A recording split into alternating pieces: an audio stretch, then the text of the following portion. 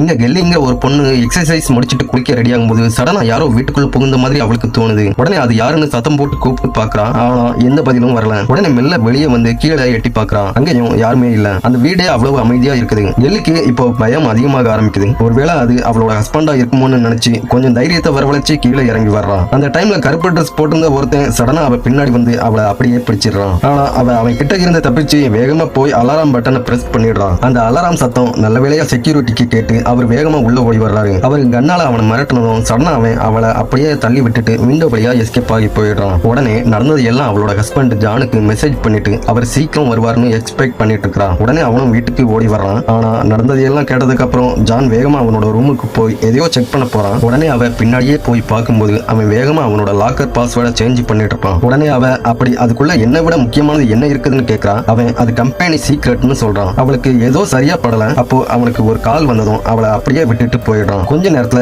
அவனோட செக்ரட்டரி கார்ல இருக்கிறான். ஆனா இன்னும் கொஞ்ச நேரத்துல அவங்களுக்கு என்ன நடக்க போகுதுன்னு அவங்களுக்கு தெரிஞ்சிருக்காது. அப்போ அவன் கார் விட்டு இறங்கி போறான். கொஞ்ச நேரத்துல ஏதோ ஒரு சத்தம் கேக்குது. அவ ஜான் தான் திரும்ப வந்துட்டான்னு நினைச்சு இறங்கி போய் பாக்குறான். ஆனா அங்க யாருமே இல்ல. அப்போ சடனா அந்த பிளாக் ட்ரெஸ் போட்டிருந்தவன் அவ பின்னாடி வந்து அவளோட கழுத்தை நெரிச்சு அங்கேயே கொண்டுடுறான். அதே டைம்ல கெல்லி அவளோட ஹஸ்பண்ட் வீட்டுக்கு வருவாருன்னு வெயிட் பண்ணிட்டு இருக்கான். அப்போ திடீர்னு காலிங் பெல் சத்தம் கேக்குது. அவ டோரை ஓபன் பண்ணி பார்க்கும்போது அங்க யாருமே இருக்க மாட்டாங்க. அதனால அவ டோரை க்ளோஸ் பண்ணிட்டு உள்ள வரும்போது திரும்பவும் சடனா யாரோ டோரை வேகமா தட்டுறாங்க. அவ பார்க்கும்போது ஒருத்தன் பதட்டத்தோட உன்னோட ஹஸ்பண்ட கொலை பண்ணிட்டாங்கன்னு சொல்றான். அது மட்டும் இல்லாம ஜான் சாகிறதுக்கு முன்னாடி அவனோட வீட்டுல இருக்க முக்கியமான டாக்குமெண்ட்ஸை எடுத்துட்டு வர சொன்னதா சொல்றான். ஆனா யாருன்னே தெரியாத ஒரு ஆளை வீட்டுக்குள்ள அலோவ் பண்ண மறுத்து அவனை வெளியே தள்ள ட்ரை பண்றான். உடனே அவன் பொறுமையை இழந்து கதவை தள்ளிட்டு உள்ள வரான். இதனால அவ கீழே வந்துடுறான். அப்போ திடீர்னு இன்னொருத்தன் வீட்டுக்குள்ள வந்து ஃபர்ஸ்ட் வந்தவனை கீழே தள்ளி விட்டுறான்.